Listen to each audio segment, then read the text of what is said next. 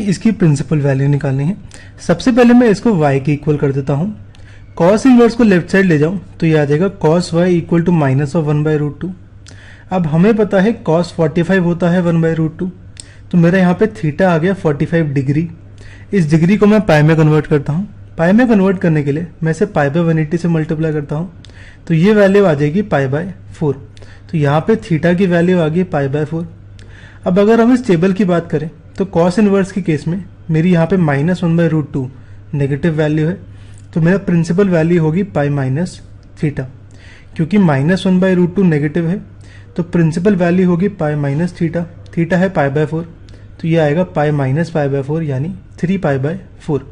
तो यहाँ पे -1/√2 की जगह लिखता हूँ मैं कॉस ऑफ 3π/4।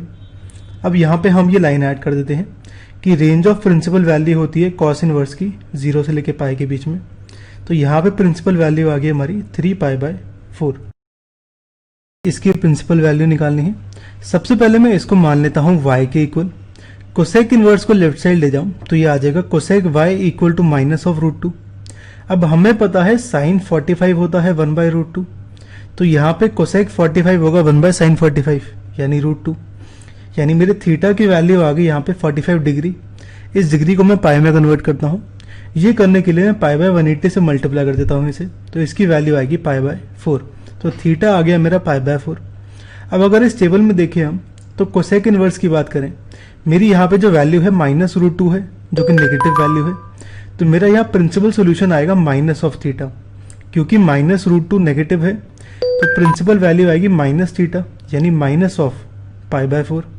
तो यहाँ पे -√2 की जगह लिखता हूँ मैं कोसेक ऑफ -π/4। अब यहाँ पे हम हमेशा ये लाइन ऐड करते हैं कि रेंज ऑफ प्रिंसिपल वैल्यू होती है कोसेक की ये, तो मेरा यहाँ पे प्रिंसिपल वैल्यू आ जाएगी माइनस ऑफ π/4। हमें इसकी वैल्यू निकालनी है। यहाँ पे हम tan इनवर्स, cos इनवर्स और sin इनवर्स की वैल्यू अलग अलग निकालते हैं। पहले हम यहाँ पे इस tan इनवर्स 1 की वैल्यू निकालते हैं। इसकी वैल्यू निकालने के लिए मैं इसको अज्यूम कर लेता हूँ y के इक्वल। tan इनवर्स को लेफ्ट साइड ले जाऊं तो ये आ जाएगा tan y इक्वल टू 1। अब यहाँ पे हमें पता है tan 45 होता है 1, तो मेरे थीटा की वैल्यू आ गई 45 डिग्री। इस डिग्री को मैं कन्वर्ट करता हूँ पाई में। पाई में कन्वर्ट करने के लिए मैं इसे π/180 से मल्टीप्लाई कर देता हूँ, तो इसकी वैल्यू आती है π/4 यानी थीटा की वैल्यू आ गई π/4। अब अगर मैं इस टेबल में देखूँ tan इनवर्स के केस में मेरा यहाँ 1 पॉजिटिव नंबर है। पॉजिटिव नंबर्स के लिए मेरा यहाँ प्रिंसिपल वैल्यू होती है थीटा। क्योंकि 1 पॉजिटिव है तो प्रिंसिपल वैल्यू है थीटा यानी π/4। तो यहाँ पे प्रिंसिपल वैल्यू है मेरी π/4। ये दिखाने के लिए मैं इस 1 को लिखता हूँ यहाँ पे tan ऑफ π/4। हम एक लाइन लिखते हैं यहाँ पे कि range of principal value of tan inverse होती है ये, तो हमारी प्रिंसिपल वैल्यू आ गई tan इनवर्स 1 की π/4। ऐसे ही हम निकालते हैं cos इनवर्स -½ की। इसको सॉल्व करने के लिए हम इसको अज्यूम कर लेते हैं y के इक्वल।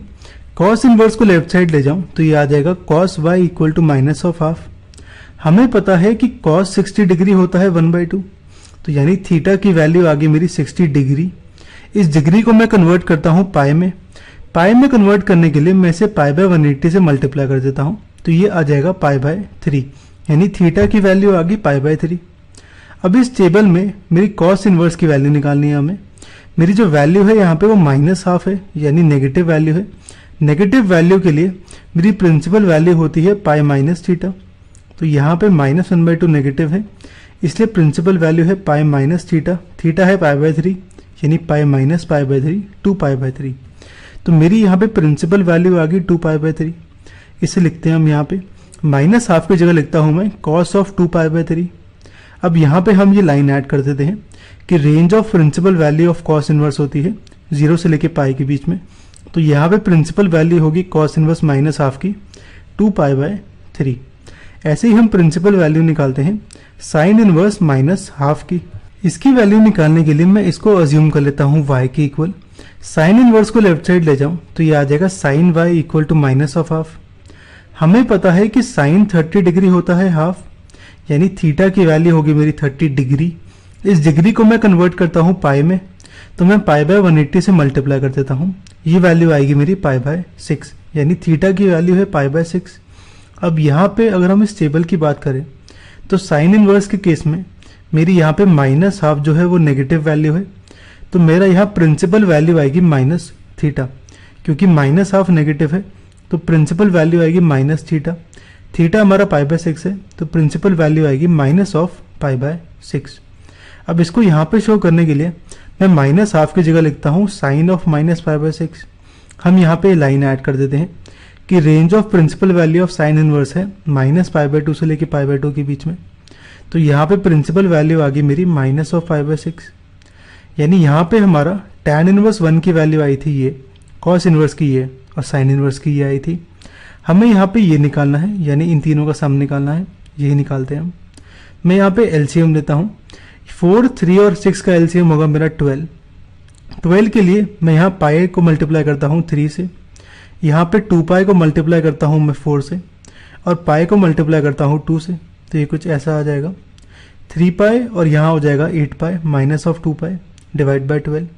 अब ये आ जाएगा मेरा 9 पाई बाय 12, यानी इसकी वैल्यू आ गई 9 पाई। हमें इसकी वैल्यू निकालनी है।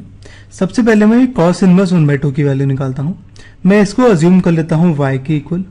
कॉस इनवर्स को लेफ्ट साइड लेके जाऊँ तो ये आ जाएगा कॉस y इक्वल टू 1/2।